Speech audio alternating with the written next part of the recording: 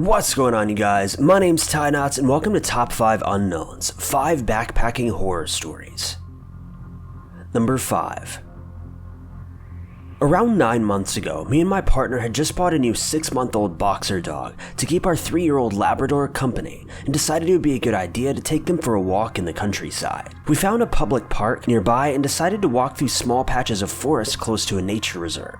We walked around the grass bunker toward the forest when suddenly my partner pointed out that 2 young men had begun walking up toward us, coming out of the woods in a diagonal manner as if they were going to cut us off. They were about 10 feet away when they stopped and one of them spoke up. The way he spoke still bothers me to this day, as he seemed to have a complete disregard for manners or even making sense. The young man wanted to know where we were planning to walk, and we told him we're not really sure and that we would just go wherever we ended up. The young man then looked disappointed by this and suggested that we take the route which went through the forest, and he described it as a great place to sightsee and sit as there were benches to sit around. We hesitantly took the advice and made our way to the trail. The trail looked as though it was man-made, and it seemed to be the only walkable area throughout the forest. About 2 minutes into our trek, our Labrador began sniffing behind a bramble bush, which at first we thought was nothing because our dogs sniff everything they walk by. However, she then began rolling on the ground on top of whatever it was. We then went over and it turned out it was a rubber pig's mask with some sort of brown-red liquid on it. It looked disgusting and my partner made the dog go away as there were flies crawling all around it. Further into the woods, we turned along a path of trees and bushes that became very narrow, but we could see a turn far ahead, so we agreed that we would just keep going. I walked ahead and was on my phone preparing to take a photo of the woods when I felt several small pricks in my neck,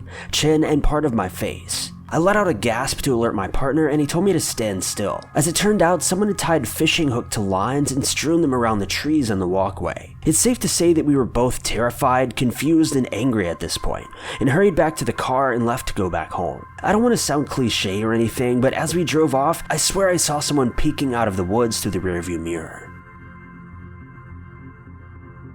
Number 4.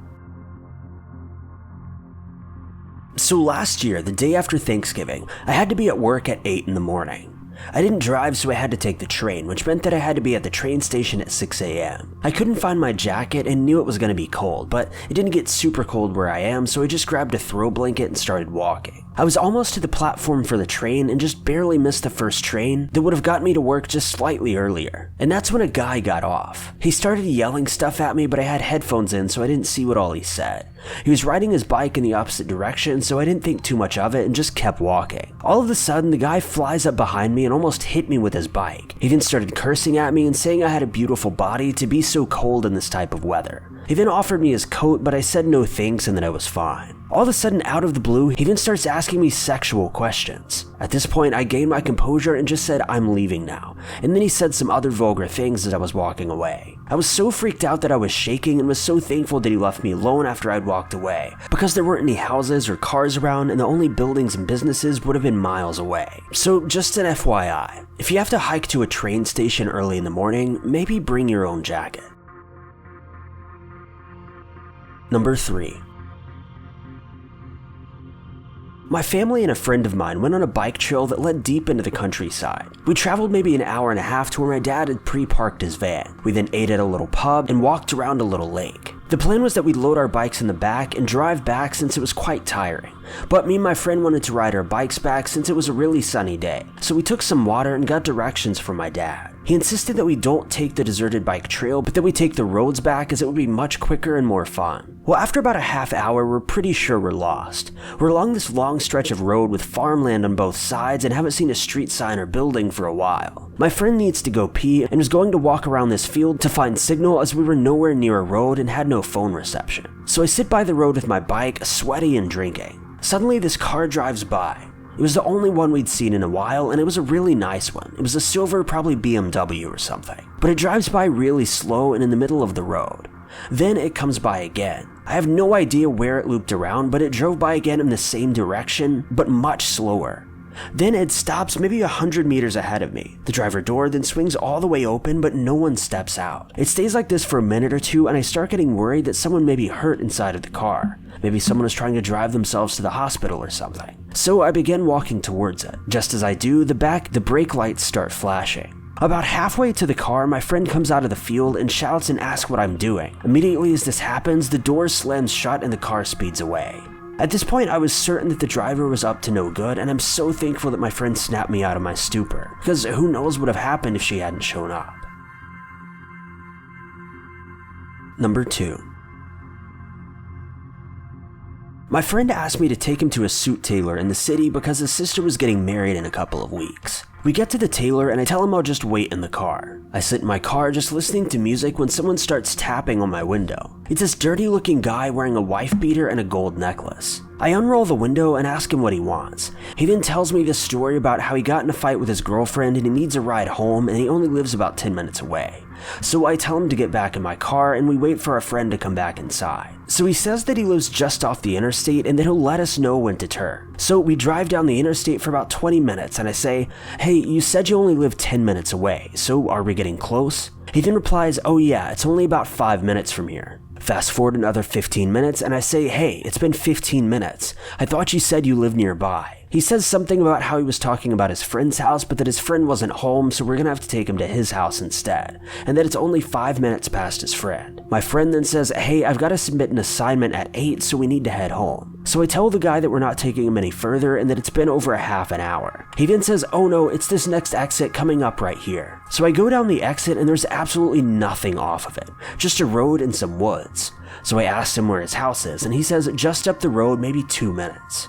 Fast forward yet another 10 minutes and he still hasn't said anything.